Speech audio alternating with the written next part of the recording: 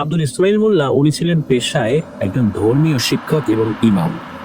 উনি পাকিস্তানে লেখাপড়া করেছিলেন ওই সময়ে আর কি। তখন তো দেশ ভাগ হয়নি, ভারত ছিল, পাকিস্তান ছিল, তো উনি পাকিস্তানে লেখাপড়া করেছিলেন। খুব এলেমওয়ালা একজন মানুষ ছিলেন, আর খুব পরহেজগার মানুষ ছিলেন। অত্র এলাকায় আশেপাশে 10 গ্রামে ওনার খুবই নাম ডাক ছিল। ওরা তো মোল্লা বংশ, তো এলাকায় বিয়ে পড়ানো, জানাজা, দোয়া মাহফিল, এই কাজগুলো সবসময় এই আব্দুল ইসমাইল মোল্লা সাহেবকে ডাকা হতো। ঘটনা যখন ঘটে সময়টা 1925 কি 30 সাল। ওইখানে খুব নাম কয়েকটা বাজার ছিল, এটা এখনো আছে, এটাকে নাকশি বাজার বলে। আর ওই নাকশি বাজারের ওখানে একটা পাঠশালা পরিচালনা করতেন এই আব্দুল ইসমাইল মোল্লা। আশেপাশে 3-4 গ্রাম থেকে বাচ্চারা আরবি পড়তে আসতো সেখানে। সন্ধ্যার পর কিছু কিছু বাচ্চারা আরবি পড়তে আসতো। সেই সমস্ত বাচ্চারা আরবি পড়তে আসতো যারা সকালবেলা বাবার সাথে খেতে কাজ করতো, সকালবেলা আসতে পারতো না। ওরা বিকেলবেলা মাঠের কাজ শেষ করে তারপর মাগরিবের নামাজের পর এই আব্দুল ইসমাইল মোল্লার কাছে আরবি পড়তে আসতেন। এই বাচ্চাগুলো আবার অন্যান্য বাচ্চাদের থেকে একটু বড় ছিল, কারণ সকালবেলা যারা আসতো না তো ছোট ছোট বাচ্চা, ওরা তো আর মাঠের কাজে সহযোগিতা করতে পারে না ওইভাবে, এরা অপেক্ষাকৃত একটু বড়। তো ওইখানে কিন্তু অনেক জিন পড়তে আসতো, বিশেষ করে সন্ধ্যার পরে। কিন্তু উনি বুঝলেও অন্যদেরকে বুঝতে দিতেন না, এসব পড়ে চলে যেত। কয়েক মাস পর তা কখনো আসতো না, এরকম কিন্তু হতো আর কি। কিন্তু ওরা মানুষের বেশে আসলেও এই ইসমাইল মোল্লা হুজুর উনি কিন্তু বুঝতে দিতেন না তাদেরকে যে ওরা যে জিন তারা বুঝতে পেরেছে। কারণ ওরা যদি বুঝে ফেলে যে অন্যরা বুঝে গেছে, তাহলে তো ওরা পড়তে আসবে না, ওদের লেখাপড়ার ব্যাঘাত হবে। এই জন্য উনি বিষয়টা চুপ করে যেতেন। এই আব্দুল ইসমাইল মোল্লার একজন জিনের সর্দার বন্ধু ছিল, সেই জিনের নাম ছিল ইসরাফিল। ইসরাফিলের সাথে পরিচয় কিভাবে হয়েছে সেটা শুরুতে না বললেই নয়, কারণ আমাদের এই ঘটনাটি বেশ অবশ্যই মজার হবে আর আপনাদের ভালো লাগবে, এই জন্য কোনো বিষয় আমি স্কিপ করে যেতে চাই না। এই যে আব্দুল ইসমাইল মোল্লা, উনি একদিন এশার নামাজের পরে খাওয়া দাওয়া করছে, খাওয়া দাওয়া শেষ ঘুমানোর প্রস্তুতি নেবেন। এমন সময় বাইরে থেকে দুজন লোক আসে, লোক এসে ডাকাডাকি করে। উনি বের হয়ে আসেন, জিজ্ঞেস করেন যে কি হয়েছে। তারা সালাম দেন, উনি উত্তর নেন, বলে যে এই একটা পাশের গ্রামে যেতে হবে, গ্রামের নাম হলো বেদভিটা, সেখানে একটা বিয়ে পড়াতে হবে। উনি বলেন এত রাতে বিয়ে পড়াতে হবে, রাতের বেলা বিয়ে কেন? বলেন যে কোনো কারণে আসলে সময়টা এইভাবে নির্ধারিত হয়ে গেছে, আপনাকে একটু যেতে হবে কষ্ট করে। উনি তাদেরকে চিনতেন, যেহেতু রাতের বেলা একা একা যাবেন। তো এই আব্দুল ইসমাইল মোল্লার একজন বন্ধু ছিল, তার নাম হলো মুমরেজ ফকির, ওনার বংশ ফকির আর কি। তো এই মুমরেজ ফকিরকে সাথে নিয়ে ওরা বের হন। রাতের বেলা বের হওয়ার সময় সাধারণত হাতে লাঠি নিয়ে বের হতেন, কারণ রাতের বেলা শেয়াল, কুকুর, সাপ অনেক সময় পথে চলে আসতে পারে, তাদেরকে ভয় দেখানোর জন্য লাঠিটা নিয়ে বের হতে হয় রাতের বেলা। হাতে হারিকেন ছিল দুজনের কাছে। তো ওনারা সেখানে যান, বিয়ে শাদী পড়ান, সেখানে খাওয়া দাওয়া করে আবার মানে যদি তারা খাওয়া দাওয়া করেছিলেন, তারপর আপনার জোড়াজুড়িতে হালকা পাতলা খাওয়া দাওয়া করেন, তারপর ওখান থেকে বের হতে হতে বেশ রাত হয়ে যায়। রাত 11টা, 11:30 বা এরকম আরো বেশি সময় হয়ে যেতে পারে আর কি। তো ওনাদের যে রঘুনাথপুর গ্রাম, এই রঘুনাথপুর গ্রামের কিন্তু উত্তর সাইডে মানে জনমানব বেশি আর কি, আর দক্ষিণ সাইডে ওই সময় বেশ জঙ্গল ছিল। আর রঘুনাথপুর গ্রাম বেশ বড়, আমাকে জানিয়েছেন যে এখনো সেখানে প্রায় 2200 ভোটার রয়েছে এই রঘুনাথপুর গ্রামে বা এই ইউনিয়নে আর কি, এরকম বলেছেন আর কি। তো যাই হোক, ওই যে দক্ষিণ সাইডে আসতেছিলেন, তো ওই সাইডে কিন্তু বেশ জঙ্গল ছিল ওই সময়ও। শোনা যায় যে ওই সময় নাকি ওই জঙ্গলে মাঝে মাঝে বাঘের উপদ্রব শুরু হতো। কোনো কোনো সময় জঙ্গল থেকে লোকালয়ে বাঘ চলে আসতো, এই ধরনের ঘটনা ঘটতো। ওই সময়ের বাস্তবতা তো বুঝতে পারেন, ব্রিটিশ পিরিয়ড তখন। তো ওনারা যখন ফিরছিলেন ওই জঙ্গল সাইড দিয়ে আসছিলেন, হঠাৎ করে দেখেন রাস্তার মাঝখানে একটা সাদা সাপ। সাপটাতে খুব বড় তা না, আবার খুব ছোট তা না, মাঝারি আকৃতির, একটু মোটা সোটা, চোখগুলো জল জল করছে, ধপধপে সাদা। তো এই যে ইসমাইল মোল্লা হুজুরের সাথে থাকা তাদের বন্ধু মুমরেজ ফকির, উনি কি করেছেন, ওনার হাতে লাঠি নিয়ে তেড়ে গিয়েছেন সাপটাকে মারবেন। ইসমাইল মোল্লা হুজুর উনি আবার দৌড় দিয়ে সেটা ধরেছেন, তার হাত ধরেছেন, এই কি করো করো, এই কেউ কাজ হলো, খবরদার এই কাজ করো না। বলে যে এই যে সাপ যদি আক্রমণ করে আমাদেরকে, বলে না এটা আক্রমণ করবে না, তুমি জানো না রাতের বেলা এইভাবে সাপ মারতে হয় না। আর এই টাইপের সাপ কখনো দেখছো? কত সুন্দর সাদা একটা সাপ, এটা আমার মনে হচ্ছে সাপ না, তুমি অপেক্ষা করো, দেখি আমি এটার কি করা যায়। তো উনি এখানে দাঁড়িয়ে বেশ কিছু দোয়া দুরুদ পড়েন। দোয়া দুরুদ পড়ার পরে কিছু একটা বলে ওই সাপের উদ্দেশ্যে। তখন সাপটা আস্তে করে ওখান থেকে চলে যায়। একটু আগে সাপ ওখান থেকে নড়াচড়া করতে পারছিল না, মানে ওখান থেকে যে চলে যাবে সেই সুযোগটা পাচ্ছিল না। উনি দোয়া দুরুদ পড়েন এবং কিছু কথা বলার পরে সাপটা চলে যেতে সক্ষম হয়। তারপর স্বাভাবিকভাবে চলে আসেন বাসায়। এর কয়েকদিন পরে ইসমাইল মোল্লা হুজুর উনি ঘুমিয়ে আছেন। রাত তখন আনুমানিক 12টার বেশি বাজে। বাইরে থেকে ওনাকে ডাকছে, ইসমাইল হুজুর, ইসমাইল হুজুর, এভাবে ডাকছে। উনি চিন্তা করলেন এত রাত্রে কে আসলো, কারো কোনো সমস্যা হলো কিনা। মাঝে মাঝে ওই যে জানাজার একটা সময় পড়ে যেত অনেক রাতের বেলা কোনো কারণে, এভাবে কিন্তু অনেকে ডাকতে আসতো। আর অনেক সময় কিছু মানুষ সড়ক অবস্থা যেত ঝাড়ফুঁক করার জন্য ওনাকে ডাকতে আসতেন আর কি। এরকম সমস্যা হতো, তো উনি উঠেছেন কারো কোনো সমস্যা হয়েছে বলে মনে করে। উনি বাইরে গিয়ে দেখেন যে স্বাভাবিক মানুষের আকৃতির একজন মানুষ, সাদা জুব্বা পরা, চেহারার সময় মাশাআল্লাহ ভালো, মধ্য বয়স্ক একজন লোক, বয়স 45-50 এরকম হবে আর কি, এরকম একটা বয়স। তো উনি দাঁড়িয়ে আছেন। তো উনি দাঁড়িয়ে থাকার পর ওনাকে দেখে কিন্তু ইসমাইল মোল্লা হুজুর চিনিয়েন না। বলছেন যে জনাব, আপনাকে তো আসলে চিনতে পারছি না, আপনার বাড়ি কোথায়, কোন গ্রামে, আমার কাছে কেন এসেছেন? তখন ওই ব্যক্তিটি বলে ওঠেন যে হুজুর, আমাকে আপনি চিনবেন না, আমার নাম ইসরাফিল, আমি আপনার সাথে দেখা করতে আসছি, ধন্যবাদ জানাতে আসছি। তো এত রাতে আপনি ধন্যবাদ জানাতে আসছেন, আপনি দিনের বেলা আসতে পারতেন। তখন উনি বলেন যে আমরা তো আসলে দিনের বেলা আর এরকম আলোতে চলাফেরা করতে পারি না, খুব অসুবিধা হয়, এই জন্য রাতের বেলা আসছি। উনি বলছেন যে দিনের বেলা চলাফেরা করতে পারেন না মানে? এই কথা বলতে বলতেই ওই যে যিনি আসছেন ইসরাফিল, উনি ওর ডান হাত আগে মানে সামনের দিকে বাড়িয়ে দেন। দেখেন যে ডান হাতে একটা ব্যাগের মতো কিছু একটা, ওর ভেতর থেকে সুন্দর সুঘ্রাণ আসছে। ইসমাইল মোল্লা হুজুর উনি বলছেন যে এটা কি? তখন ওই ইসরাফিল বলছেন যে এটা হচ্ছে আপনার জন্য আমার পরিবারের তরফ থেকে উপহার। মানে উপহার কেন, আমি তো আপনাকে কখনো দেখি নাই, আপনাকে তো কখনো উপকার করেছি বলে তো আমার মনেও পড়ে না। তখন ওনার পরিচয় দেন যে হুজুর, আমি আসলে জিন, আমার যে গোত্র, আমি আমার গোত্রের প্রধান। আর কয়েকদিন আগে এই যে আপনি রাতের বেলা একটা সাদা সাপ দেখেছিলেন, আপনার সাথে থাকা আপনার বন্ধু লাগানোর মতো সেই সাপটাকে মারতে উদ্যত হয়েছিল, আপনি সেটাকে থামিয়েছিলেন। ওই সময় আপনাদের সামনে পড়ে যাওয়ার কারণে ওই সাপটি ওইখান থেকে চলে যেতে পারছিল না। আপনি দোয়া দুরুদ করেছিলেন, যার কারণে ও এখান থেকে চলে যেতে সক্ষম হয়। আর ওই যে সাপ, ওই সাপটি ছিল আমারই একমাত্র ছেলে। ও খুব আমলওয়ালা হয়ে গড়ে উঠছে, ওকে ওইভাবেই আমি তৈরি করছিলাম। আমার গোত্রের অন্যান্য জিনদের কাছেও সে খুব প্রিয়। হঠাৎ করে ওর সামনে পড়ে যাওয়ার কারণে ও এখান থেকে নড়াচড়া করতে পারছিল না, আর ওর রূপ পরিবর্তন করে অদৃশ্য হতে পারছিল না। আপনার আল্লাহর অশেষ রহমতে যে জ্ঞান দিয়েছেন সেটা প্রয়োগ করার কারণে আল্লাহর রহমতে ও এখান থেকে চলে যেতে সক্ষম হয় আর ও বেঁচে যায়। এই জন্য আমরা সবাই, আমার গোত্র, আমি, আমার ছেলে এবং আমার পরিবার সবাই আপনার কাছে কৃতজ্ঞ, এবং বলতে পারেন যে পুরো গোত্র তরফ থেকেই আপনার জন্য এই উপহারটি আমি এনেছি, এটা গ্রহণ করুন। তো জিজ্ঞেস করে বলে কি আছে, বলে এখানে কিছু মিষ্টি এবং ফলমূল রয়েছে। তাহলে ইসমাইল হুজুর খুশি মনে সেটা গ্রহণ করেন এবং বলেন যে আপনি আমার একমাত্র ছেলের জীবন বাঁচিয়েছেন, আমি আপনার বন্ধু হয়ে সবসময় থাকতে চাই, আপনি কি আমার বন্ধুত্ব গ্রহণ করবেন? তো ইসমাইল হুজুর হেসে বলেন যে জি, অবশ্যই আমি আপনার বন্ধুত্ব গ্রহণ করলাম, আসেন আমার ঘরে আসেন। বলেন যে না, আমরা এখন ঘরে যেতে পারি না, অন্য কোনো সময় এসে আপনার সাথে ইনশাল্লাহ কথা বলবো। তখন আবার সালাম কালাম দিয়ে ওখান থেকে ইসরাফিল যে জিন, উনি বিদায় নিয়ে চলে যান। এটা ছিল মূলত ওই ইসরাফিল জিনের সাথে তার বন্ধুত্ব হওয়ার যে প্রেক্ষাপট, সেই প্রেক্ষাপট। মূল ঘটনাতে এখনো যাই নাই। এবার আসেন মূল ঘটনাতে চাই।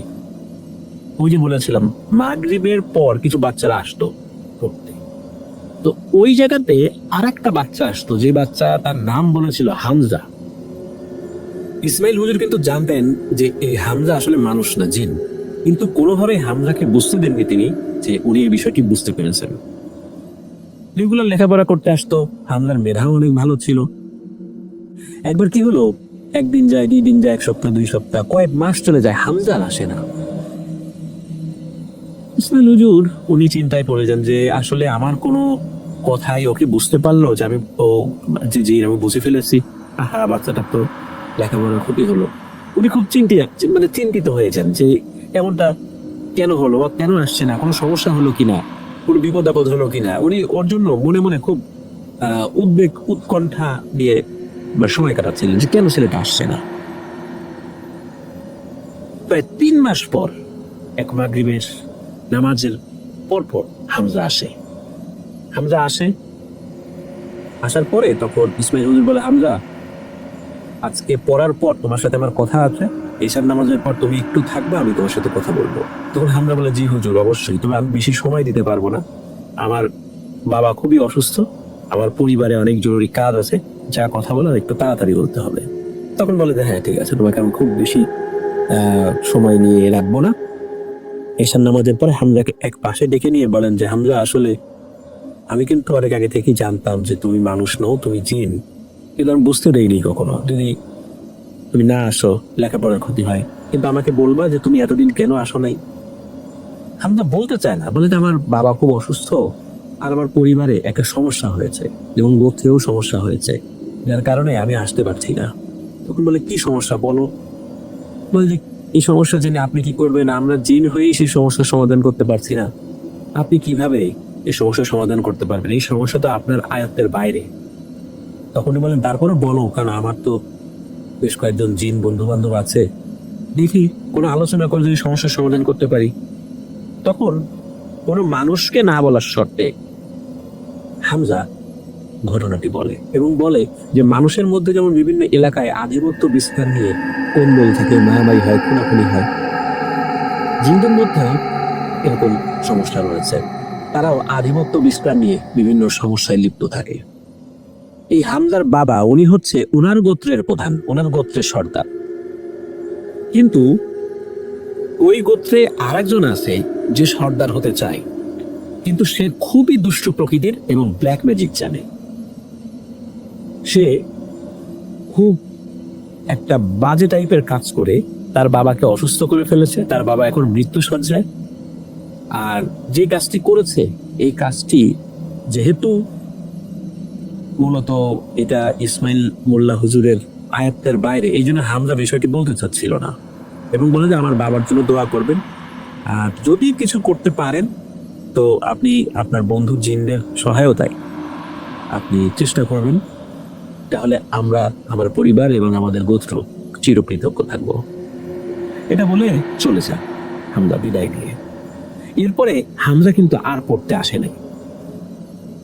এর একদিন বা 2 দিন পর ওই যে ইসরাফিল যে জিন, যার সন্তানকে তিনি বাঁচিয়েছিলেন সাপরূপী জিনকে, তো সেই ইসরাফিল আসে। এক কথা 2 কথার পর এই ইসরাফিল জিনকে তখন এই বিষয়টি খুলে বলে, যেরকম এই ব্যাপার, এই যে হামজার বাবার এই সমস্যা। তখন ওই ইসরাফিল যে জিন, এই ইসমাইল মোল্লা হুজুরকে বলেন যে আমার গোত্রের যে গোয়েন্দা আছে ওদেরকে দিয়ে আমি একটু তথ্য নিয়ে খুব দ্রুততার সাথে আপনার সাথে ইনশাল্লাহ দেখা করব, আর এই সমস্যা কেন হয়েছে, কি কারণে হয়েছে, সমাধান কি, এ বিষয়েও বলবো। 2 থেকে 3 দিন পর, ঈশান নামাজের পর ইসরাফিল এই জিন মানুষের বেশে আসেন। মানুষের বেশে এসে ওনার সাথে কথা বলা শুরু করেন এবং বলেন যে এই যে হামজার বাবা, সে খুবই জটিল একটা সমস্যার মধ্যে আছে, এবং হামজা যেটা বলেছে সেটা সত্য, যে ওদের গোত্রেরই খুবই খারাপ প্রকৃতির একটা জিন, সে একটা ভয়ানক কাজ করেছে। জিনদের অনেক গোপন ব্যাপার থাকে যেগুলো কিন্তু মানুষ জানে না, আবার জিনদেরও বেশ কিছু গোপন ব্যাপার থাকে যেগুলো এক জিন আর এক জিনকে বলে না। একটা জিনের দুর্বল কিছু কিছু জায়গা থাকে, তার শক্তির কিছু উৎস থাকে, আর এই যে হামজার বাবা, তার শক্তির উৎস হচ্ছে তার একটা লাঠি। এই লাঠিটা ওই দুষ্টু প্রকৃতির জিন কোনোভাবে হাতিয়ে নিয়ে এমন একটা জায়গায় রেখেছে, সেই জায়গায় কোনো জিন পৌঁছাতে পারে না, কিন্তু সেখানে শুধু কোনো মানুষই পৌঁছাতে পারে। তারপরেও শুধু মানুষ যে চাইলেই সেখানে পৌঁছাতে পারবে বিষয়টা এরকম না, কোনো জিন যদি সেই জায়গার কাছাকাছি নিয়ে যায় তবেই শুধু সেই জায়গায় পৌঁছাতে পারে। আদারওয়াইজ কিন্তু কোনোভাবেই কোনো মানুষ সেখানে আবার পৌঁছাতে পারবে না। তখন ওই ইসরাফিল হুজুর বলে যে হুজুর, আপনি একজন খুব ভালো পরহেজগার সাহসী কোনো একটা মানুষ আমাকে দেন, যে মানুষকে আমি সেই জায়গায় নিয়ে যাব ওই লাঠিটা উদ্ধার করার জন্য। লাঠিটা যখন আবার হামজার বাবার হাতে চলে আসবে তখন উনি আল্লাহর রহমতে আবার শক্তি ফিরে পাবেন, ওনার অসুস্থতা দূর হবে। কিন্তু এই কাজে কিন্তু মৃত্যু ঝুঁকি রয়েছে, কারণ ওই লাঠিটা উদ্ধার করতে গেলে এই যে যেই দুষ্ট প্রকৃতির জিন যেই কাজটি করেছে ওরা তো কোনো না কোনো ভাবে ক্ষতি করার চেষ্টা করতে পারে। আমরা চেষ্টা করবো যাতে ওরা কোনো ক্ষতি করতে না পারে, কিন্তু তারপরও জীবনের ঝুঁকি রয়েছে। আপনি কোনো একটা মানুষকে দেন এরকম টাইপের। তখন এই ইসমাইল মোল্লা হুজুর বলে যে আমি নিজেই যাব। তখন ইসরাফিল যে জিন সে বলে যে না না না, আপনাকে এই বিপদের মধ্যে আমি নিতে পারি না, কারণ আপনাকে আমি নিজেই নিতে অনিচ্ছুক।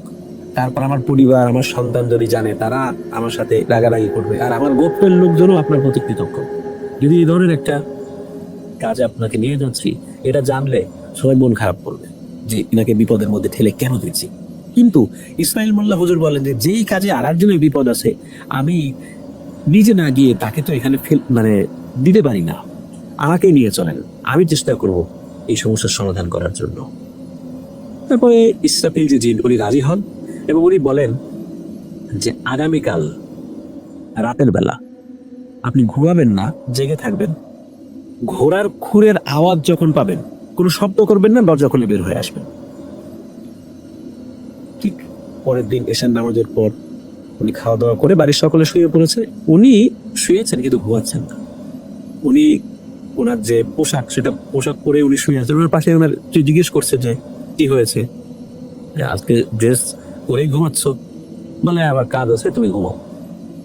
বেশ অনেক রাতে হঠাৎ করে বাড়ির বাইরে ঘোড়ার খুরের আওয়াজ আসে। উনি সাথে সাথে দরজা খুলে বের হয়ে যান, তখন ঘরে সবাই ঘুমিয়ে গেছে। উনি বাইরে বের হয়ে দেখেন এই যে ইসরাফিল যে জিন উনি একটি ঘোড়ার গাড়িতে বসে আছেন, সাথে আরো কিছু মানুষের বেশি একদম মানুষের মতোই চেহারা, কিন্তু বড় বড় দাড়ি, সুন্দর চেহারা আর কি, বেশ লম্বা লম্বা ড্রেস পরা, সকলের একই ধরনের ড্রেস। এরা বাইরে অপেক্ষা করছে। তখন এই ইসরাফিল জিন ওই ইসমাইল মোল্লা হুজুরকে সালাম দেন এবং বলে যে আপনি উঠে বসেন, আমার পাশে বসেন। পাশে বসার পর যেটা হয় সেটা হচ্ছে যে ইসরাফিল জিন তাকে বলেন যে আপনি চোখ বন্ধ করেন, আমি না বলা পর্যন্ত চোখ খুলবেন না।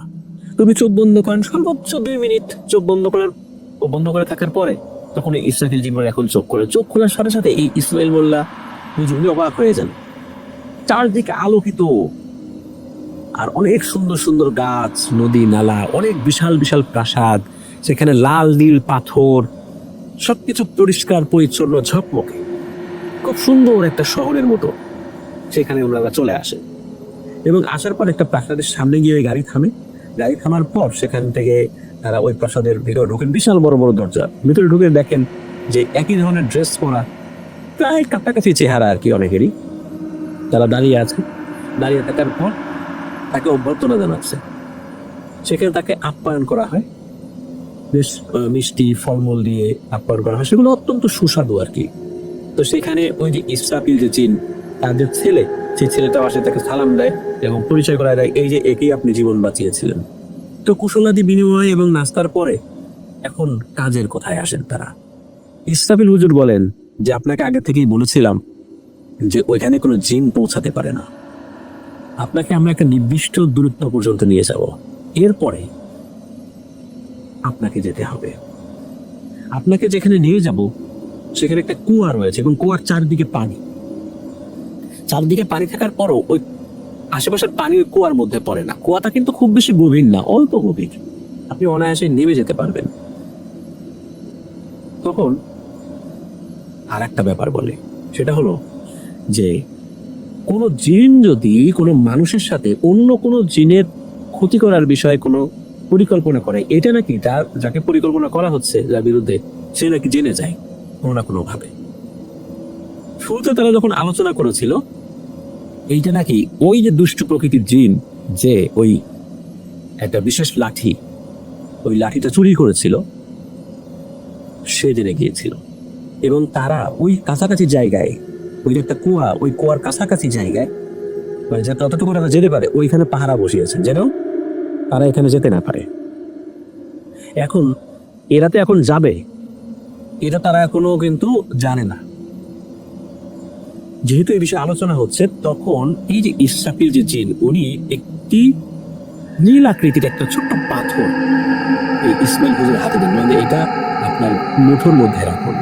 আমরা এখন যে আলোচনা করব এই আলোচনাগুলো ওই দুষ্ট জিনের কাছে যাবে না। ওই পাথরটি ইসমাইল মোল্লা হুজুরের হাতে দিয়ে তখন তারা কথা বলা একটু মূল পরিকল্পনা সেটা শুরু করেছিল। এরপর তারা রওনা দেন। এখানে একটি বিষয় বলে রাখা ভালো, এই যে ইসরাফিল যে জিন উনি হচ্ছেন একজন যোদ্ধা প্রকৃতির জিন। উনি জ্ঞান, তার যে পাণ্ডিত্য, জ্ঞানের গভীরতা সেটা অনেক বেশি, পরহেজগারিতে অনেক বেশি। আর উনি ছোটবেলা থেকেই বিভিন্ন অস্ত্র চালনায় প্রশিক্ষণ নিয়েছিলেন, জিনদের মধ্যে যেটা আছে আর কি। এবং উনি খুবই শক্তিশালী একটা জিন। ওনার সাথে যদি 200 জিনও যুদ্ধ করতে আসে অনায়াসে তাদেরকে কাবু করে ফেলবেন, এমন শক্তিশালী একটা জিন। এটা উনি প্রথমে জানতেন না, এই জগতে আসার পরে জানতে পেরেছিলেন ইসমাইলুল্লাহ হুজুর। যাই হোক, ওনারা যখন ওখান থেকে রওনা দেন তখন তারা যুদ্ধের সাজ গ্রহণ করেন। কারণ হচ্ছে অতিমধ্যে দুষ্ট প্রকৃতির জিন এবং তার অনুসারীরা আক্রমণ করতে পারে, তাদেরকে প্রতিহত করতে হবে। ওনারা যখন রওনা দেন বেশ কিছু সময় চলে আসার পর দেখেন যে একটা বিশেষ জায়গায় চলে এসেছেন। সেই জায়গাতে মনে হচ্ছে বিশাল এক সমুদ্রের মতো, আর তার ঠিক একটা কাছাকাছি জায়গায়, মানে পাহাড় থেকে খুব বেশি দূরে না, মাইলখানেক দূরে হবে হয়তো, সেখানে একটা কুয়া, বেশ বড় একটা কুয়ার মতো। দেখে মনে হচ্ছে কুয়াটা অনেক গভীর। ওই জায়গার কাছাকাছি যখন এসেছেন সত্যি ওইখানে কিন্তু বেশ কিছু জিন পাহারা দিচ্ছিল যে কেউ এখানে আসে কিনা। যখনই ইসরাফিল জিনকে দেখেছে যুদ্ধের সাজে, তার সাথে আরো কিছু অনুসারীরা ছিল, এটা দেখে ওরা কোনো ধরনের যুদ্ধ ছাড়াই ভয় ওখান থেকে পালিয়েছে। মানে কোনো ধরনের কোনো রক্তপাত সেখানে হয়নি।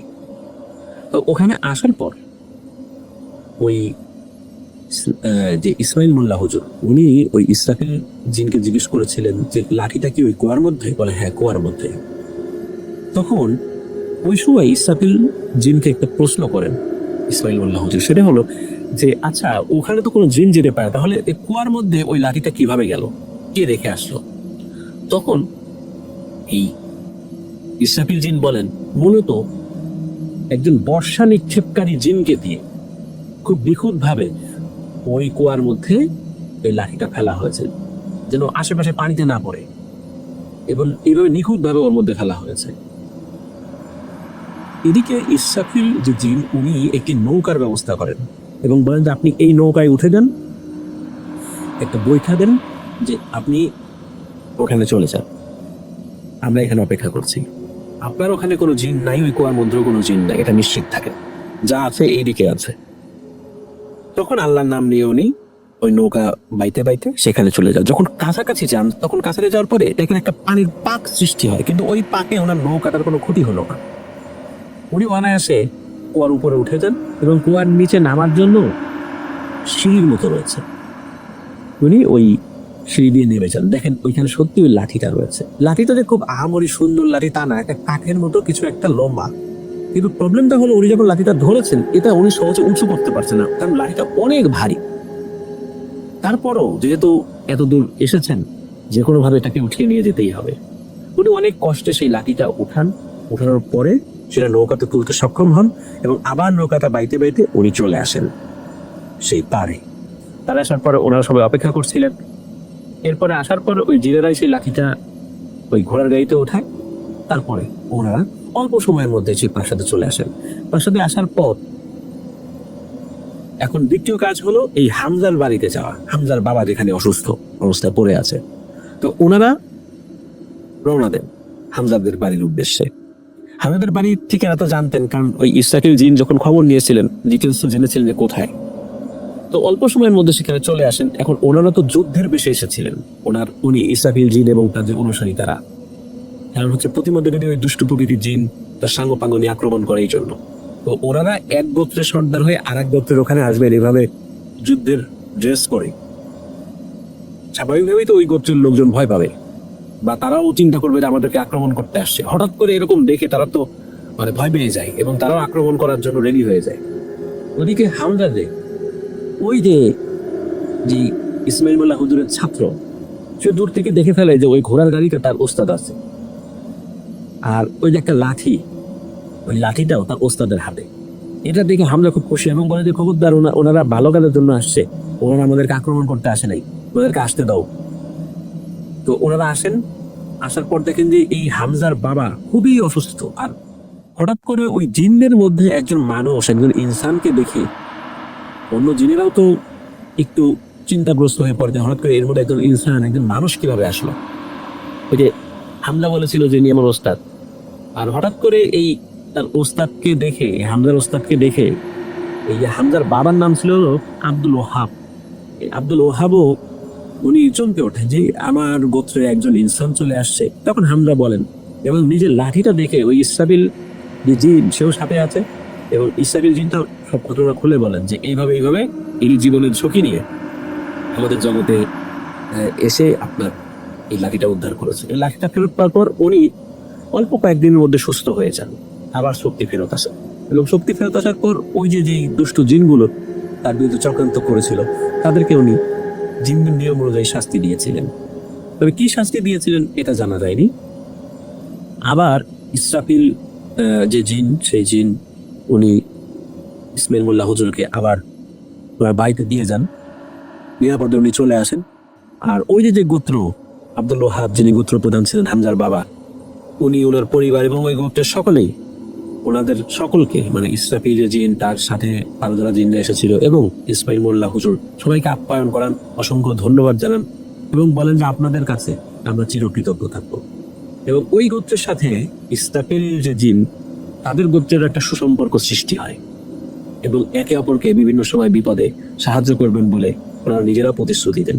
এবং ইসমাইল মোল্লা হুজুরের সাথেও এনারা বিভিন্ন সময় এসে দেখা করেছেন, তার কাছ থেকে বিভিন্ন আমল শিখেছেন, কথাবার্তা বলতেন, একটা বন্ধুত্বপূর্ণ সম্পর্ক ছিল।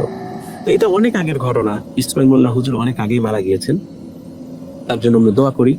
আর যিনি মূলত ঘটনা বলেছিলেন তিনি কিছুদিন আগে মারা গিয়েছেন, আব্দুল জলিল মোল্লা, যিনি আমাদের মেহেদি হাসান ভাইয়ের ছোট দাদা হন, মসজিদের ইমাম ছিলেন তিনি। এই যে ঘটনাটা, এই ঘটনার মাধ্যমে নতুন নতুন আমি কয়েকটা বিষয় জানতে পেরেছি যে জিনদের কিছু কিছু দুর্বল জিনিস থাকে, যার মধ্যে তাদের শক্তি নিহিত থাকে। এই জিনিসটা যদি অন্য কেউ জেনে যায়, সেটা যদি কেউ কবজা করে ফেলে, তাহলে তাকে কাবু করে ফেলা যায়। তো এই যেমন একটা জিনিস, সাধারণত কোনো জিন যদি মানুষের সাথে বসে অন্য কোনো জিনের বিরুদ্ধে ষড়যন্ত্র করে, এটা নাকি কোনো না কোনো ভাবে তারা জেনে যায়, এবং সেটা যেন না জানতে পারে, এটারও একটা পদ্ধতি রয়েছে। আর কোনো মানুষ জীবনের ঝুঁকি নিয়ে জিনের সমস্যার সমাধান করছে, জিনকে বাঁচিয়েছে, এমন ব্যাপার কিন্তু খুব বিরল, এবং এমন ঘটনাও খুব বিরল। আমরা দেখেছি জিন এসে মানুষকে বাঁচানোর জন্য তাদের জিনদের জীবনকে বিপন্ন করেছে। ঘটনার শুরুতে আমাকে আমাদের বাড়ির বিষয়ে একটু বলতেই হবে।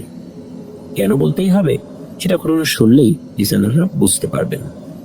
আমাদের বাড়িটা গ্রামের একেবারে শেষে, গ্রামের পশ্চিম পাশে। আমাদের বাড়ির পেছন দিকে প্রধান সড়ক, এবং আমাদের বাড়ির সীমানা শেষ হলে একটি ছোট্ট ব্রিজ, এবং ব্রিজের পরে প্রায় 1 কিলোমিটার ফাঁকা রাস্তা, তারপর একটি গ্রাম।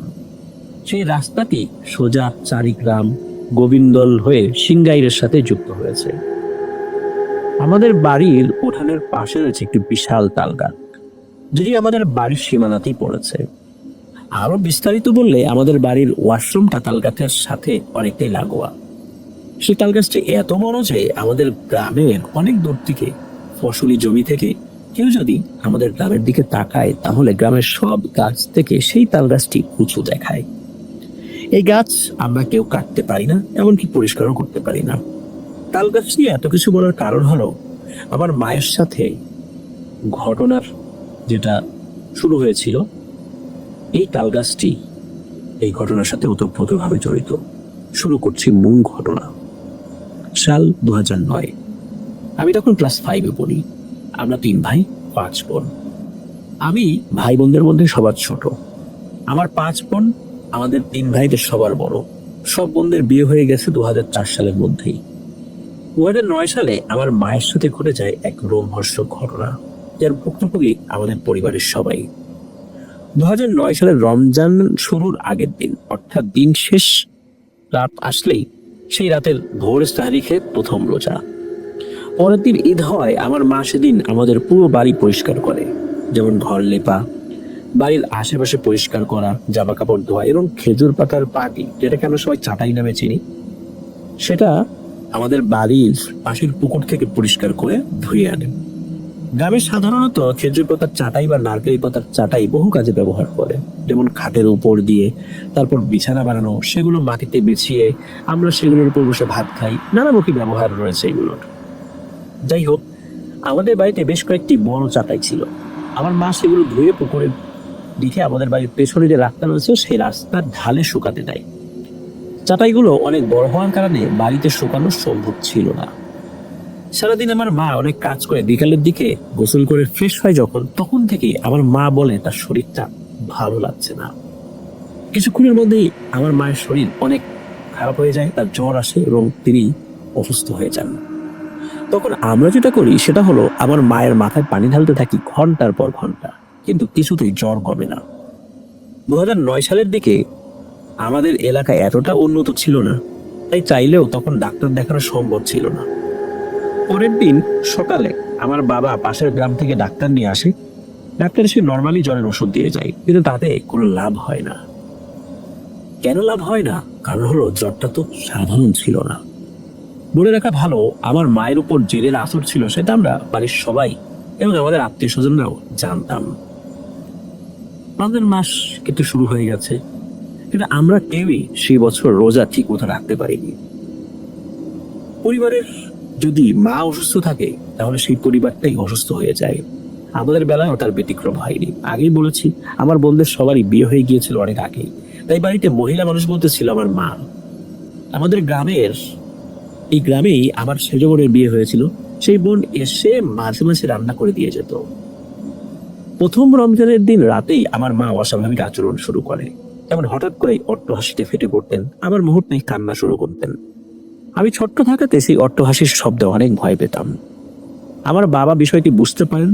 আমাদের গ্রামে একজন কবিরাজ ছিলেন, তার নাম হচ্ছে কালু ফকির।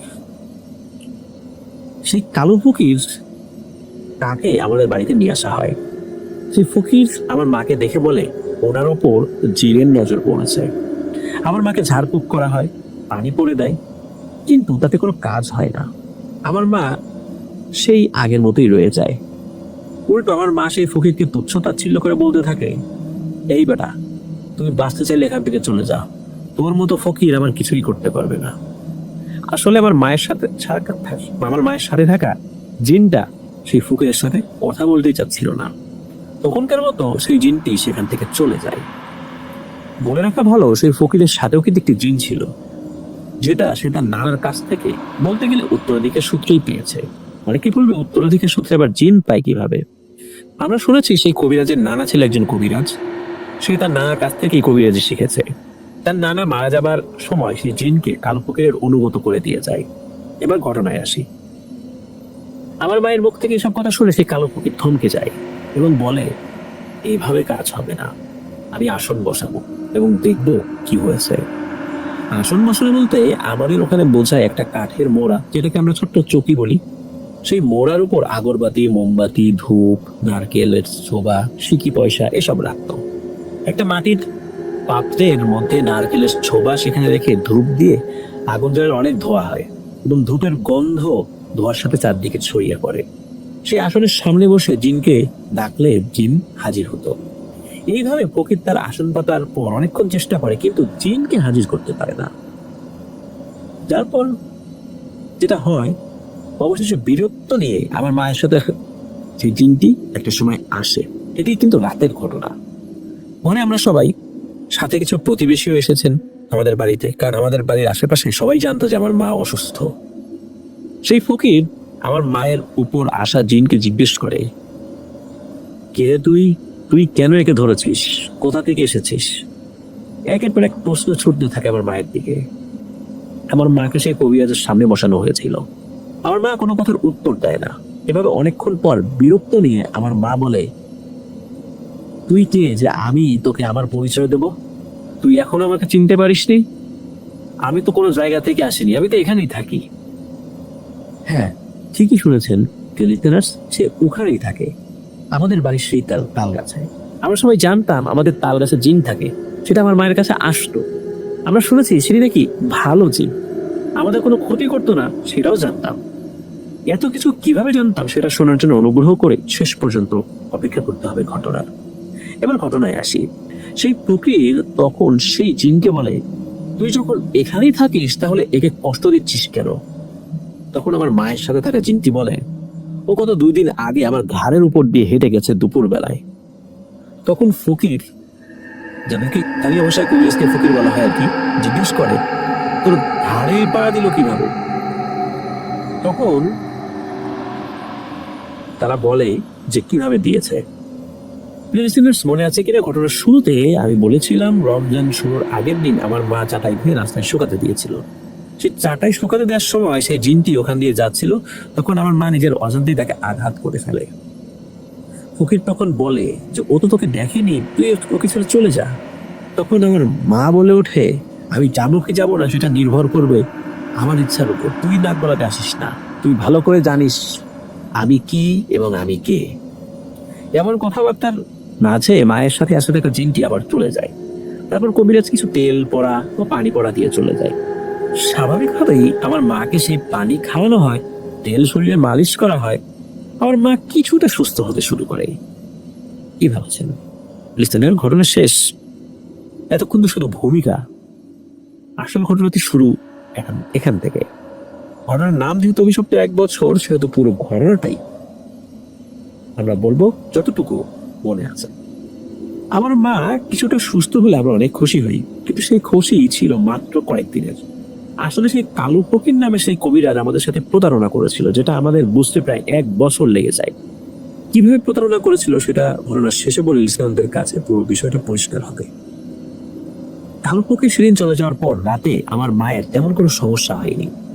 শরীরে জ্বর ছিল, আমরা কিছুক্ষণ পর পর রাতে উঠে মাথায় পানি ঢালতাম। এভাবে চলতে থাকে।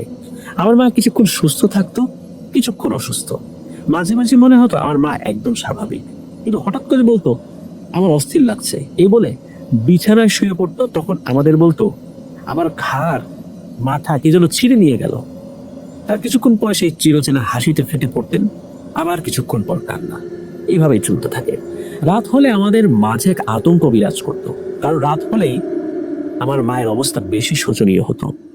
আমার এক খালা, এক ফুপু, তাদের বাড়ি এই আমাদের গ্রামেই ছিল। তারা প্রতিদিন আমাদের বাড়ি আসতো, টুকটাক কাজ রান্না বান্না এগুলো করে দিত, আমাদের 3 ভাইকে সান্ত্বনা দিত। আমরা তখন ছোট ছিলাম, আমি তখন ক্লাস 5-এ পড়তাম, আমার মেজো ভাই ক্লাস 6-এ এবং আমার বড় ভাই ক্লাস 8-এ পড়তেন। এইভাবে চলার মাঝে ওই কালো ফকির আমাদের বাড়ি নিয়মিত আসতেন, আমার মাকে ঝাড়ফুঁক করতেন, কিন্তু তাতে আমার মায়ের অবস্থা আরো বেশি খারাপ হতো। কেন হতো এটা শুরুতে বুঝতে পারিনি। রমজান মাস চলে যায়, ঈদও চলে যায় আরো অনেক দিন। আমার মায়ের অবস্থা আরো খারাপ হতে থাকে। এখন রাত হলে আমার মা বলতো আমি থাকবো না, আমাকে নিতে এসেছে, ওই দেখ ওখানে দাঁড়িয়ে আছে। আমার বাবা ধমক দিয়ে বলতেন কে এসেছে নিতে? আমল তোমার বলো না, আল্লাহকে ডাকো। আমার বাবা মূলত সেই জিনের উদ্দেশ্যে ধমক দিতেন। এক রাতের ঘটনা, সেই রাতেও আমার মা অসুস্থ, আমাদের বাড়ি ভরা মেহমান। আমার বোনের এসেছে, আমার নানাও এসেছে। আমার নানা তখন জীবিত ছিলেন, আমার খালা কুকু, আমাদের প্রতিবেশী, সব মিলিয়ে আমাদের বাড়ি ভরা মানুষ। নিয়ম করে আমার মায়ের মাথায় পানি ঢালছে আমার এক বোন। হঠাৎ করে আমার মা বলে ওঠে আমার সময় হয়ে গেছে, আমি চলে গেলাম, ওই যে আমাকে নিতে এসেছে।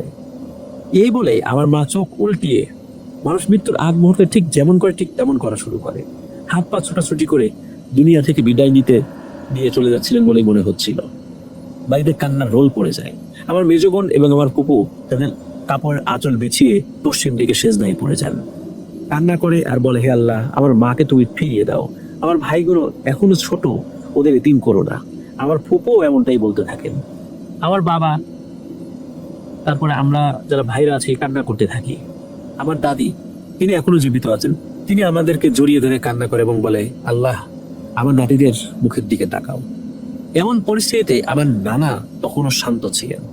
আমার নানা অনেক কিছুই বুঝতে পারতেন। আমার মা তখন আমার নানার কোলে অজ্ঞান হয়ে পড়ে আছেন। আমার নানা হঠাৎ করে কান্না করে ওঠেন। আমার নানার কান্না শুনে আমাদের আর বোঝার বাকি ছিল না যে আমার মা আমাদের মাঝে আর নেই। পুরো বাড়ি জুড়ে কান্নার শব্দ। কেটে যায় প্রায় আধা ঘন্টা। আমার বোন আর ফুপু তখনও সেজদা থেকে মাথা ওঠাননি। হঠাৎ করে আমার মা কিছুটা নড়ে ওঠেন। তখন সবাই আমার মায়ের কাছে ভিড় করে। কিছুক্ষণ পর আমার মায়ের জ্ঞান ফিরে আসে। মনে হলো নিশ্চিত মৃত্যুর হাত থেকে সেদিন আমার মাকে আল্লাহ ফিরিয়ে দিয়েছেন। হয়তো অজ্ঞান হয়ে গিয়েছিলেন, হার্টবিট বন্ধ হয়ে গিয়েছিল, অথবা হয়তো আমার বোন আর ফুপুর দোয়া সেদিন আল্লাহ কবুল করেছিলেন। কিছুক্ষণ পর আমার মা একদম স্বাভাবিক হয়ে যান আর আমাকে কাছে ডাকেন। আমি তখনও কান্নাই করছিলাম। আমি বাড়ির ছোট ছিলাম বলে হয়তো আমার মা সেদিন আমাকেই ডেকেছিলেন, যে আমি কেন কান্না করছি সেটা জিজ্ঞেস করেছিলেন। আমার মা আরো সময় চেঞ্জ ছিল না আসলে। মাকে জড়িয়ে ধরে সেদিন অনেক পেরেছিলাম। এভাবে শেষ হয়ে যায় সেই বিভীষিকাময় রাত। সেই রাতের প্রতিটি মুহূর্ত এখন আমার চোখে ভাসছে। পরের দিন আমার বাবা সেই কালো ফকিরের কাছে যান। তাকে আবার আমাদের বাড়িতে নিয়ে আসেন। কালো ফকির এসে বলে আবার তাকে আসনে বসতে হবে। আগের মতোই নিয়ম বসে আসনে বসে তার জিনকে ডাকে। তার জিন আসলেও আমার মায়ের সাথে থাকা সেই জিন কিন্তু আসে না। অনেকবার চেষ্টা করেও সেই কালো ফকির সেদিন সফল হননি। আমার মায়ের জিন সেদিন কেন আসেননি সেটাও বলবো পরে ঘটনার সুবিধার্থে। মায়ের সাথে থাকা জিনটা না আসার কারণ সেই কবিরাজ কিন্তু বলে না। কেন আসছে না সেটা সে বলে না, কারণ সে কবিরাজ ছিল একটা ভণ্ড প্রতারক। সেই কালো ফকিরের জিন বলে আসছে আগামী কয়েক মাসে সেই ফকিরের বাড়ি বার্ষিক মেলা। সেই মেলায় আধা মণ চাল আর একটা খাসি দিলে সমস্যার সমাধান হয়ে যাবে। এই কয়েক মাসে আর তেমন সমস্যা হবে না। আমার মা তখন কিছুটা স্বাভাবিক ছিল। আমার মা সেটা দিতে না করে আমার বাবাকে। আমার মা বলে দিয়ে কোনো লাভ হবে না, কেন জানি আমার মনে হচ্ছে। এই কয়েক মাস আমার মা মোটামুটি সত্যি স্বাভাবিক ছিল। রাত হলে সমস্যা একটু বাড়তো। সেই ফকির এসে ঝাড়ফুঁক করতো। সেই ফকির রেগুলার আমাদের বাড়ি আসা যাওয়া করতো। আমরা আর্থিকভাবে মোটামুটি সচ্ছল ছিলাম। তাই আমার বাবা 7-5 না ভেবে আধা মণ চাল আর একটি খাসি দিতে সম্মতি জানায়। দেখতে দেখতে চলে আসতে সেই বার্ষিক মেলা। আমরা যথারীতি সন্ধ্যায় চাউল আর খাসি নিয়ে যাই সেই মেলায়। আমার মাকেও নিয়ে যাওয়া হয়। সেই ফকিরের মেলায় একটা নিয়ম হলো, মেলায় গান গাওয়া হয়। আর 2টার পর সেই ফকির আসনে বসে। তারপর তার জিন হাজির হয়। তখন যারা বিভিন্ন জায়গা থেকে আসে তারা সেই জিনের কাছে তাদের বিভিন্ন সমস্যার কারণ জিজ্ঞেস করে এবং এর সমাধানের কথা বলে। একসময় আমাদের সিরিয়াল আসে। আমরা আমার মাকে নিয়ে যাই ফকিরের সেই জিন বলে আর কোনো সমস্যা হবে না। আমরা চলে আসি খুশি মনে। আমরা সবাই অনেকটা ভেবে নিয়েছিলাম এবার আমার মা সুস্থ হবেন, কারণ ফকিরের ডিমান্ড তো আমরা পূরণ করেছিলাম। ভুল ছিলাম আমরা। কিছুদিন পর আমার মায়ের অবস্থা আরো বেশি খারাপ হতে থাকে। আগে শুধু রাত হলে আমার মা উল্টোপাল্টা কথা বলতেন, কিন্তু এখন দিনের বেলাও বলা শুরু করেন। যখন তখন অসুস্থ হয়ে যেতেন আর বলতেন আমাকে নিয়ে যাবে, ওই যে দাঁড়িয়ে আছে, তোরা কেন দেখছিস না ওকে, কেন দেখতে পাচ্ছিস না, আমাকে নিয়ে যাবে। কে দাঁড়িয়ে আছে জিজ্ঞেস করলে মা বলতো এই যে এখানে আমার সামনে বড় বড় চোখ কালো একটা লোক দাঁড়িয়ে আছে। অনেক বেলা আমরা না খেয়ে থাকতাম, কি রান্না করবে, মা তো অসুস্থ, আত্মীয়দের পক্ষে তো সবসময় আসা সম্ভব না। আর আমার দাদি ছিল খুবই বয়স্ক একজন মহিলা, তার পক্ষে রান্না করাটা অসম্ভব ছিল। আমার বাবা মাঝে মাঝে রান্না করতো আর আমরা যে কোনো ভাইরা বাবাকে রান্নায় সাহায্য করতাম। আমার মায়ের পাশে সারাক্ষণ কাউকে না কাউকে থাকতেই হতো, কারণ মুহূর্তের মধ্যেই আমার মায়ের অবস্থা শোচনীয় হয়ে যেত। আমার বাবা এবার সেই কালো ফকিরের উপর আস্থা হারিয়ে ফেলেন। আমার বাবা অন্য ফকিরের সন্ধান করতে থাকেন। আমাদের গ্রামে আর এক ফকির ছিল, তার নাম আজম ফকির। সেই আজম ফকির আমাদের বাড়ি আসেন এবং আমার মাকে দেখে বলেন যে আমি এই সমস্যার সমাধান করে দিতে পারবো। তার জন্য আগামী বৃহস্পতিবার আমি তোমাদের বাড়িতে একটি মজলিস করব। মজলিস বলতে সে আজম ফকির আমাদের বাড়িতে আসন বসাবে। গ্রামের কিছু লোককে দাওয়াত করে আমাদের বাড়িতে আনতে হবে। তারা বৈঠকই গান বাজনা করতে থাকবে। গান গাইতে গাইতে আজম ফকিরের জিন হাজির হবে, তখন সেই জিন সমাধান বলে দিবে। যাই হোক, যেভাবে বলা হলো আমার বাবা সেভাবে রাজি হলেন। কারণ আমাদের উপায় ছিল না, এই সমস্যা থেকে উত্তরণ পাওয়ার জন্য যে কোনো কাজ করতে আমরা রাজি ছিলাম।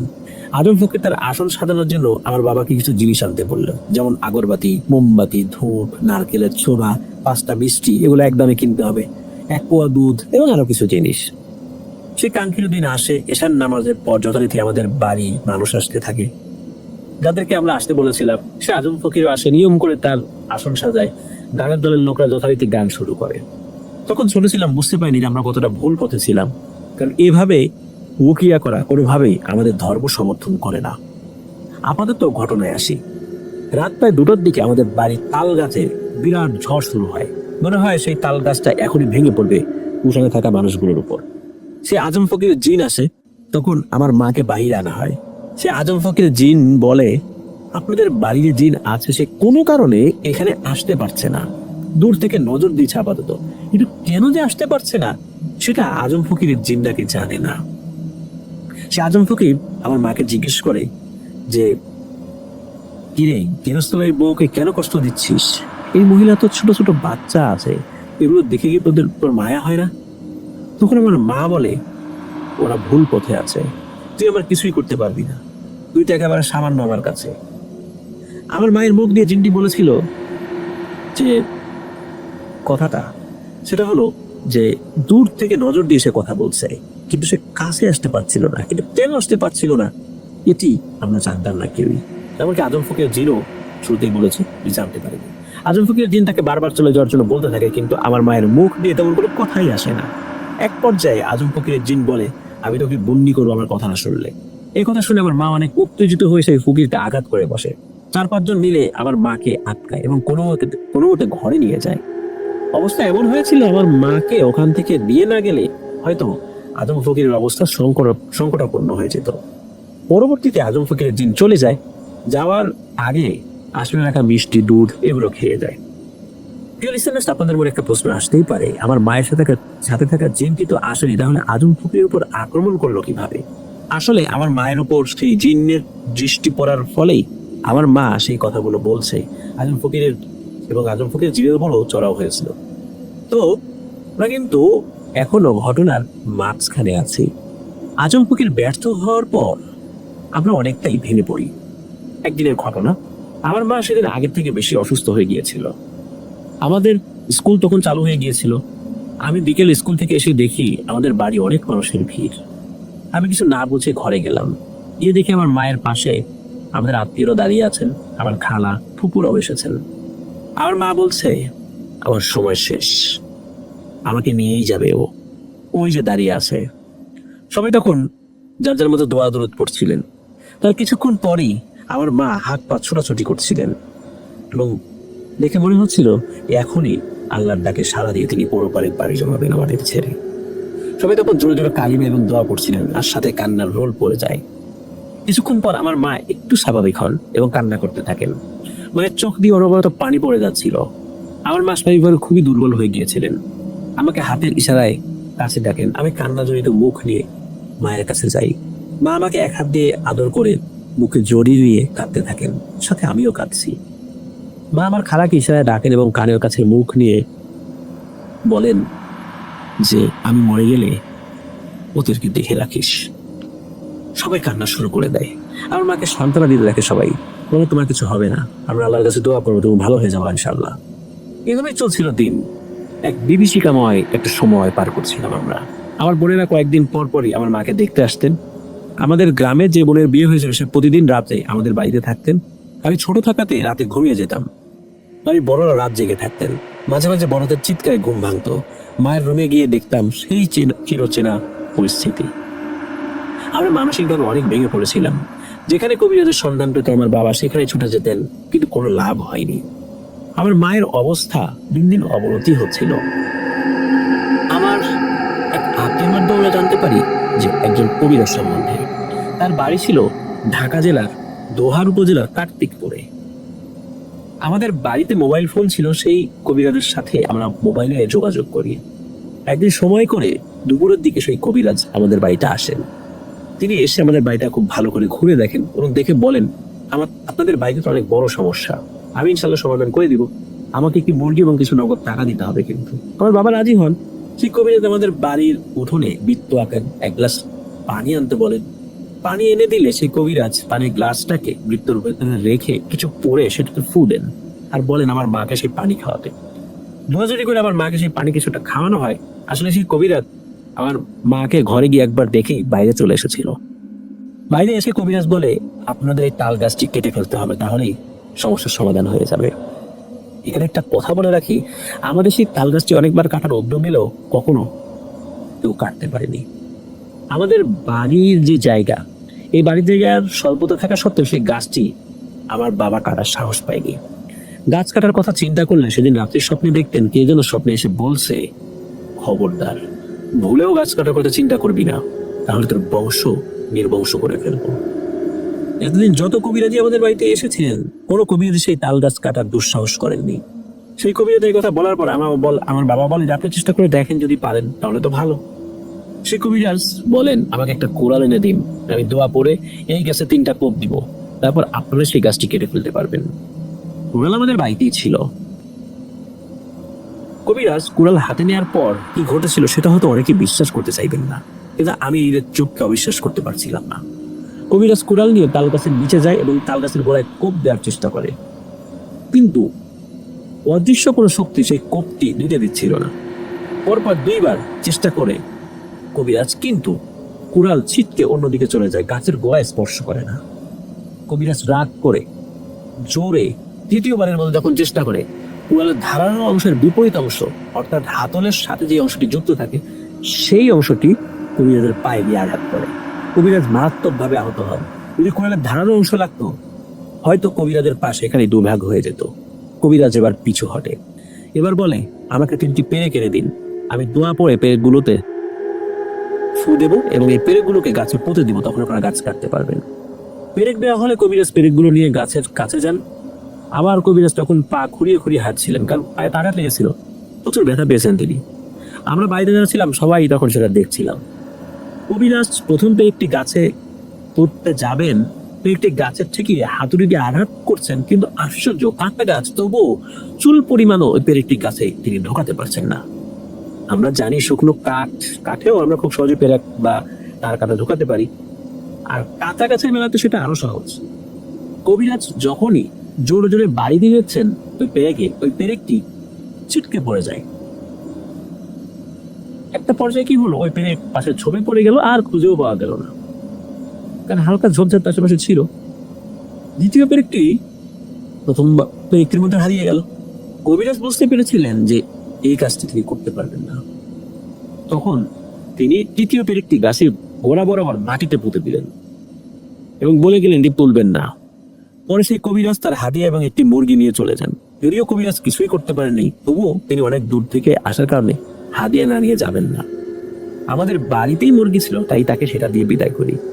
কবিরাজ চলে যাওয়ার পর শুরু হয় আসল তাণ্ডব। আমার মা সন্ধ্যার পর থেকে অনেক চিল্লাপাল্লা করতে থাকে, আর রাগে গজ গজ করতে করতে বলে, যদি বাঁচতে চাস তাহলে এখনই তাল গাছের গোড়া থেকে পেরেকটা তুলে ফেল। সেই জিনটি দূর থেকে দৃষ্টি দিয়ে আমার মাকে দিয়ে এই কথাগুলো বলাচ্ছিল, কারণ সেই জিনটি তখনও কাছে আসতে পারছিল না। এরা প্রশ্ন করতে পারেন জিনটি দূর থেকে নজর দিচ্ছিল, কাছে আসতে পারছিল না। আমরা কি করে জানতাম? সব প্রশ্নের উত্তর দিব, দয়া করে শেষ পর্যন্ত অপেক্ষা করুন। আমার বাবা পরিস্থিতি বুঝতে পেরে তাড়াতাড়ি গিয়ে সেই পেরেকটি তুলে ফেলে দেয়। এবার আসি ঘটনার শেষ দিকে। এটি গেছে প্রায় 11 মাস। জীবন মৃত্যুর সাথে লড়াই করে চলছেন আমার মা।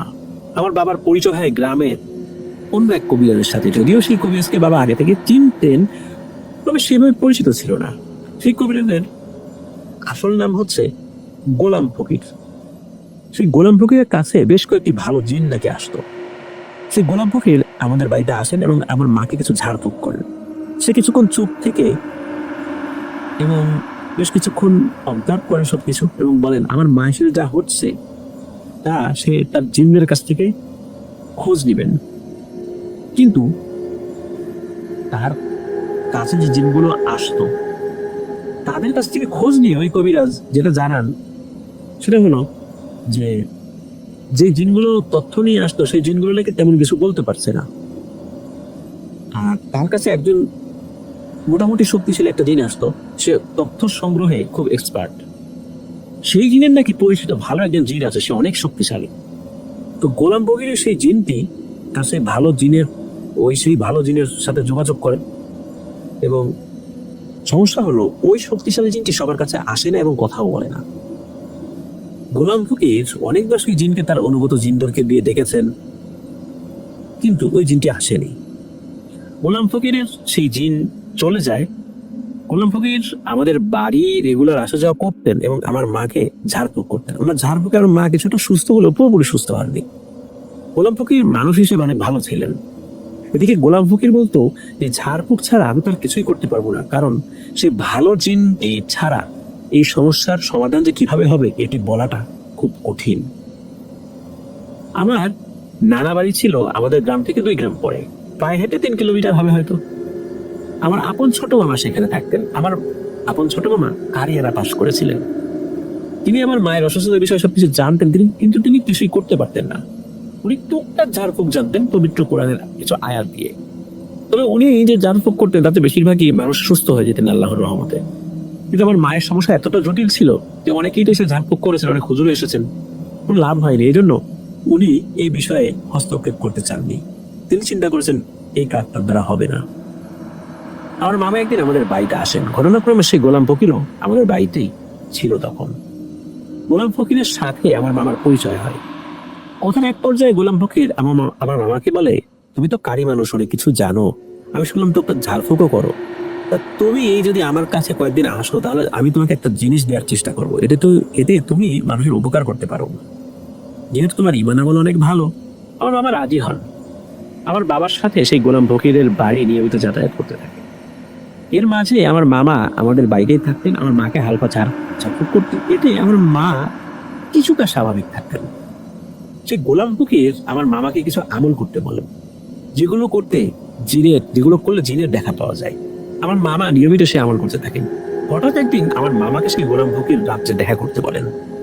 আমার মামা আমার বাবাকে নিয়ে সেই বাড়িতে যান। গোলাম ফকির বলেন, আজকে আমি তোমাকে একটা জিনিস দিব, ভালো মতো যদি এটা রাখতে পারো তাহলে জীবনে অনেক কিছু করতে পারবো ইনশাল্লাহ। জিনিসটা হলো সেই ভালো জিনটা যার দেখা পেতে গোলাম ফকির অনেক চেষ্টা করেছে কিন্তু পারেনি। গোলাম ফকির অনুগত সেই জিন বলেছিল সেই ভালো জিনটা নাকি গোলাম ফকিরের সাথে দেখা দেবে না, কিন্তু আমার মামার সাথে দেখা দেবে। আমার মামার আমল তার ভালো লেগেছে, সেই ভালো মানুষ, তিনি মানুষের উপকার করে টাকা পয়সা নেবেন না, এই কারণে কি তার ভালো লেগেছে। যেহেতু গোলাম ফকির সেই জিনকে পায়নি, তাই তিনি চিন্তা করেছিলেন যে আমি তো ওই জিনকে পেলাম না, ঠিক আছে, ওই জিনটা যেহেতু ওই লোকের কাছে যেতে চায়, ওই লোকের মাধ্যম দিয়ে যদি মানুষের উপকার হয় তো হোক। এইদিকে গোলাম ফকির অনেক উদার মনা ছিলেন, তাকে ভালো বলতেই হবে।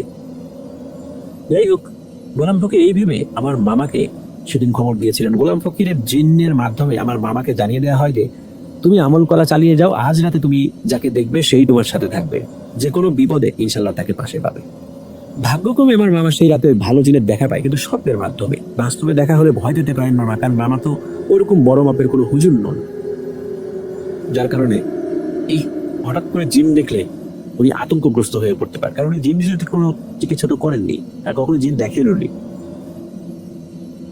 স্বপ্নের মাধ্যমে সেই ভালো জিন সবকিছু আমার মামাকে জানান, আর আমার মামা আমার বাবাকে বলেছিলেন। তবে তারা সঙ্গত কারণে কিছু তথ্য সাময়িকভাবে গোপন রেখেছিলেন। বেশ অল্প কয়েকদিনের মধ্যে আশেপাশের অনেকেই আমার মামার মাধ্যমে আল্লাহর রহমতে সুস্থ হতে থাকে, তাদের সমস্যা আস্তে আস্তে সলভ হয়ে যেতে থাকে। আমার মামা আমাদেরকে বলেন যে এই বাড়িতে প্রত্যেকেই জামাতের সাথে নামাজ পড়তে হবে। যাই হোক, আমার মামা অল্প কিছুদিনের মধ্যেই ভালো একজন কবিরাজ হয়ে ওঠেন।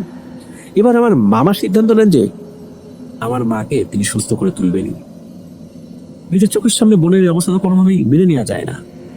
আমার মামা সেই শক্তিশালী জিনকে একবার ডাকেন। আমার মামার জিন ডাকার ধরন ছিল, তিনি একটা আসন বসিয়ে আগরবাতি মোমবাতি জ্বালিয়ে এক গ্লাস পানি নিয়ে বসতেন, জিকির করতেন, মাঝে মাঝে আগরবাতির ধোয়া দিতেন তার নাকে। কখনো সব জিনটি মামার শরীরে ভর করতেন বা কখনো দূর থেকে কথা বলতেন। আমরা দূর থেকে সেই কথা শুনতাম না, কিন্তু মামা শুনতো। মামা সেই কথা শুনে আমাদেরকে জানাতেন। যাই হোক, মামা তার জিনকে বলেন যে আমার বোন কেন পুরোপুরি সুস্থ হচ্ছে না। তখন আমার মামার সাথে থাকা জিনটি বলে, আমাকে একদিন শোয়াতেন দেখি আগামীকাল মাগরিবের সালাতের পর আমি দেখা করবো আপনার সাথে এবং বলবো। পরদিন আমরা এশার নামাজ শেষ করে মামার সাথে বসি। আমার মামা আসন নিয়ে বসেন এবং যথারীতি কিছুক্ষণ পর তার জিন আসে এবং আমাদেরকে কিছু ভয়ানক তথ্য দেয়। সেই জিনটি বলে, আপনারা অনেক দেরি করে ফেলেছেন, তবুও এখনো সময় আছে, আর কিছুদিন পরে হলে হয়তো আপনাদের এই লোককে বাঁচানো যেত না। তখন মামা বলে, কি হয়েছে? তখন সেই জিনটি আমার মামাকে সব বলে, কিন্তু আমার মামা আমাদেরকে কিছু কিছু কথা বলেননি। মামা সেই জিনটি বলে যে আমি 3 দিন পর একজন মেহমানকে নিয়ে এখানে আসব, তখনই সব জানতে পারবেন। কি কি করতে হবে সেটা আমি জানিয়ে দেব। এই বলে জিনটি চলে যায়। তখন ছিল রমজান মাস। হ্যাঁ, গত বছর রমজানের শুরুতেই আমার মা অসুস্থ হয়েছিল। 1 বছর পার হতে চলল। 3 দিন পর আমার মাকে মাগরিবের আজানের পর আসন করে সেই আসনে বসানো হয়। আমার মামা আমার মায়ের ডান পাশে বসেছিলেন, আমরা ছিলাম পিছনে। হঠাৎ করে মনে হলো আমার মায়ের শরীরে 10 জন যুবকের শক্তি চলে এসেছে। আমার মায়ের উপর হাজির হয় আমাদের তাল গাছে থাকা সেই জিনটি, যে এতদিন দূর থেকে দেখতো, আসতে পারতো না, শুধু দূর থেকে কথা বলাতে পারতো আমার মাকে দিয়ে। সে এসে প্রথমে সালাম দেয়, নিজেই সালাম দেয় এবং এসে বলে, তোরা তো অনেক ভুল করে ফেলেছিস। এটা সত্য যে আমাকে আঘাত করার কারণে আমি রেগে গিয়েছিলাম, আমি ওকে আসর করেছিলাম, এটা সত্য। কিন্তু ওকে কি আমি এত বেশি ক্ষতি করতাম? তা তো করতাম না। কিন্তু তোরা তো অনেক বড় ভুল করেছিস, তোরা নিজেরাও কষ্ট পেয়েছিস, আমাকে অনেক কষ্ট দিয়েছিস। তোরা কি কারণে এই কালো ফকিরের কাছে গেলি? এ তো একটা ভণ্ড, লোভী আর প্রতারক। আমি তো এখানে কত বছর ধরেই বসবাস করছি, কখনো কি তোদেরকে কোনো ক্ষতি করেছি? আমাকে যে তারা তাড়াতে পারবি না সেটা তো ভালো করে জানতি, কেন শুধু শুধু চেষ্টা করলি? সেই ফকির তোদের কাছ থেকে চাল আর খাসি নিয়েছে, এটা তার ব্যবসা ছিল। সেই ফকির আমাকে বন্দি করে ফেলেছিল এবং তার অবৈধ কাজের জন্য, ব্ল্যাক ম্যাজিক করানোর জন্য আমাকে ব্যবহার করতে চেয়েছিল। আমাকে জোর জবরদস্তি করে অনেক কাজ করাতে বাধ্য করাতে চেয়েছিল। কিন্তু সেই ফকির পুরোপুরি সফল হয়নি। ওই ফকির কিছু খারাপ জিন পালতো, সেই খারাপ জিনদেরকে দিয়ে আমাকে জোর করে ধরে নিয়ে যায়। আমি ওদের থেকে অনেক শক্তিশালী হয়, আমাকে ওরা পুরোপুরি আটকাতে পারেনি। তাই আমি মাঝে মধ্যে নজর দিতাম, আর তোদের ভুলের কারণেই ওই কালো ফকির আমাকে ধরার সাহস করে। আর এই জন্য রাগ করে একে আমি কয়েকবার মেরে ফেলার চেষ্টাও করেছি, কিন্তু ছোট ছোট বাচ্চাদের দিকে তাকে আমার মায়া হয়েছে, আমি ছেড়ে দিয়েছি। এই কালো ফকির এই তাল গাছের কাছে আমাকে বন্দি করে রেখেছিল, নিয়ে যেতে পারিনি, কিন্তু আমাকে এখানে বন্দি করে রেখেছে। আমি না পারছি তাল গাছে যেতে, না পারছি কোনোখানে যেতে, আমি এখানে বন্দি অবস্থায় আছি। আমি ওকে বেশি মাত্রায় অসুস্থ করেছি যাতে করে তোরা ভালো কোনো হুজুরের ধরিস, যাতে করে ওর সমস্যাও সমাধান হয়, আমার সমস্যাও সমাধান হয়, কারণ আমি এখানে বন্দি। বাসার এত কাছে থেকে আমি আমার পরিবারের কাছে যেতে পারছি না, এটা অনেক কষ্টের একটা ব্যাপার। আর এই যে কারি সাহেব, তার সাথে থাকা যে ভালো জিন, এই ভালো জিনটি আমাকে এই বন্দি দশা থেকে মুক্ত করেছে। আর এই কারণেই আমি আজকে এর উপর আসতে পেরেছি এবং কথা বলতে পারছি। আমার মায়ের সাথে থাকা যে জিন, এই জিনটা কিন্তু আটকানো ছিল, এটা আমরা জানতাম না। আমার মামের সাথে থাকা জিনটি জানতো যে আমাদের তাল গাছের জিনকে বন্দি করে রেখেছে, এই কারণে আমার মা সুস্থ হচ্ছেন না। কারণ হচ্ছে ওই জিনটি আমার মাকে অসুস্থ করেছিল, সে এখানে এসে সুস্থ না করা পর্যন্ত অন্য কেউ সহজে সুস্থ করতে পারবে না। কিন্তু সে তো এখানে আসতে পারছে না, সেও তো আটকানো। তাকে মুক্ত করলে তার নিজের বাসায় ফিরিয়ে দিলেই সমস্যার সমাধান হয়ে যাবে, কারণ তাকে এইভাবে অসুস্থ করে রাখাটা ওই জিনের উদ্দেশ্য ছিল না। তো আমার মামার সাথে থাকা জিনটি চাচ্ছিল তাল গাছে সেই জিনটি ফিরে এসে নিজেই সবকিছু খুলে বলুক। তাই সেই জিন সেদিন আমাদেরকে কিছু বলেনি, তেমন মামাও কিছু কথা গোপন রেখেছিল, যেটা মামা জানতো, শুধু মামাকে বলে গিয়েছিল, কিন্তু আমার মামা আমাদেরকে কিছু বলেননি। তখন আমার বাবা বলেন, আমরা তো আর জানতাম না যে ওই কালো ফকির আমাদের উপকার করার কথা বলে তার স্বার্থ হাসিল করতে চেয়েছিল। আমাদের ভুল হয়েছে, আমাদেরকে ক্ষমা করে দেন। লিসেনার্স, জিনটি রাজি হয়, আমাদেরকে ক্ষমা করে দেন, কিন্তু কিছু শর্ত মানতে বলেন। এই শর্তগুলো মানতে হবে। উইকে নিয়মিত নামাজ পড়তে হবে। যদিও আমার মা নামাজ পড়তেন, মাঝে মাঝে কাজের ব্যস্ততায় কখনো কখনো ভুল হয়ে যেত, মিস হয়ে যেত। আর ঘরের মধ্যে একটি বিশেষ জায়গা রাখতে বলেন, যেখানে ওই জিনটি এসে কখনো কখনো সালাত আদায় করবেন। আর সাপ্তাহিক কিছু আমল করতে বলেন, এবং আরো বলেন রবিবার এবং বৃহস্পতিবার আমার মা মাছ মাংস খেতে পারবেন না। আর তাল গাছের গোড়া সবসময় পরিষ্কার রাখতে হবে। প্রতি বছর একবার নাকি ওই জিনকে খাবার দিতে হবে। প্রতি বছর বাংলা আশ্বিন মাসের শেষ বৃহস্পতিবার ওনাকে খাবার দিতে হবে। খাবারের মধ্যে থাকবে সোয়া কেজি চাল, বিশেষ করে পিঠা বানানো হয় যে চাল দিয়ে, আমরা আলো চাল বলি, সোয়া কেজি মিষ্টি, যেটা একদমে কিনতে হবে, সোয়া ফানা সবজি, কলা ফানা বলতে একসাথে থোকায় থোকায় যে অনেকগুলো কলা থাকে আর কি, আর সোয়া কেজি দুধ। এই সব কিছু একটা নতুন মাটির পাত্রে রেখে 3 রাস্তার মোড়ে বা তিনটা আই যেখানে মিলিত হয়েছে সেখানে রেখে আসতে হবে এশার নামাজের পর। এবার তার খাবার, এটা সে খাবে এবং যতদিন বেঁচে থাকবে এটাকে মানতে হবে। এগুলো মেনে নিয়ে আসা আমাদের কোনো উপায় ছিল না। তখন আমার বাবা বলে, ঠিক আছে আমরা মেনে নিলাম, যেহেতু আপনি খাবেন, একজনকে খাবার খাওয়ালে তো সওয়াব আছে, যেটা আপনি নিজে খেতে চেয়েছেন, আমাদের এতে কোনো আপত্তি নাই, কিন্তু আমাদের কিছু শর্ত রয়েছে। জিন এবার বলে, তোমাদের আবার কি শর্ত? তখন বলে, আমার বাবা বলেন যে আমাদের পরিবারের, এমনকি আমাদের বংশের কারো কোনো ক্ষতি করতে পারবেন না, বরং কোনো ক্ষতি হওয়ার সম্ভাবনা থাকলে সেটা বাঁচানোর চেষ্টা করবেন। আপনি তাল গাছে থাকবেন ঠিক আছে, কিন্তু কখনো আপনার অস্তিত্ব আমাদের বাড়ির কাউকে জানান দিবেন না, কাউকে ভয় দেখাতে পারবেন না, না দেখে কেউ যদি আপনাকে আঘাত করে তবুও ক্ষমা করে দেবেন, বিশেষ করে আমাদের বাড়ির লোকজন, কিন্তু কাউকে কষ্ট দিবেন না। জিনটি তখন বলে, ঠিক আছে আমিও মেনে নিলাম, যা ভুলে গেলাম আমি সবকিছু আগে যা হয়েছে, আর সবকিছু আমি মেনে নিলাম।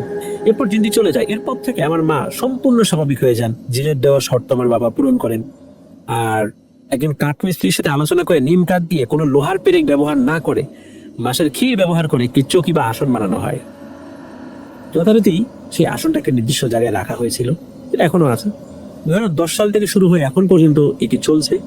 আমার মাকে যেভাবে চলতে বলা হচ্ছে, মা সম্পূর্ণ প্র্যাকটিসিং মুসলিম হিসেবে জীবনযাপন করেন। তবে নিয়মের কিছু ব্যত্যয় ঘটলেই আমার মা মাঝে মাঝে অসুস্থ হয়ে যায়। আলহামদুলিল্লাহ আমার মা এখন সুস্থ আছেন। বার্ধক্যজনিত কারণে এখন বিভিন্ন অসুখ হয় যদিও, সেক্ষেত্রে আমরা ডাক্তারি সেবা গ্রহণ করি। প্রিয় লিসেনার্স, আমি ঘটনার শুরুতে বলেছিলাম যে আমাদের তাল গাছে যে জিন থাকে, আর সেটা আমার মায়ের কাছে আসতো, আমরা জানতাম। কিভাবে জানতাম সেটা আমার বাবা আর দাদির মুখ থেকে শুনেছি। 1980 সালের থেকে আমার বড় ফুপু ও ফুপা আমাদের বাড়িতেই থাকতেন। আমার ফুপা ছিল কবিরাজ, তার সাথে জিন থাকতো। ঘটনাক্রমে 1975 থেকে 1980 সালের দিকে এই মধ্যবর্তী সময় আমাদের বাড়ির পাশে ঝোপঝাড়ে একটি তাল গাছের চারা হয়। সেখানে তখন ঘর ছিল না, তাই তখন সেই তাল গাছের চারা নিয়ে কারো কোনো মাথা ব্যথা ছিল না। এভাবে বড় হতে থাকে। 1990 কি 92 সালে আমার ফুপা মারা যান। তিনি মারা যাওয়ার আগে তার সাথে থাকা সেই জিনকে তাল গাছ আবাসস্থল হিসাবে থাকার জন্য বলে যান। সেই জিনকে বলেন যে এই তাল গাছে থাকবি আর এই পরিবারকে পাহারা দিবি। আমার ফুপা আমার বাবাকে এটাও বলে গিয়েছিলেন যে আমি মারা যাওয়ার পর এই জিন তোর বউয়ের সাথে দেখা দেবে। 2023 সাল, নিজেদের প্রয়োজনে আমাদের বাড়ি পরিধি বাড়ানোর প্রয়োজন হয়েছে, এটা সত্য, কিন্তু সেই ঝোপঝাড়ে বড় হওয়া তাল গাছটি আমাদের বাড়ির উঠোনের এক পাশেই দাঁড়িয়ে আছে।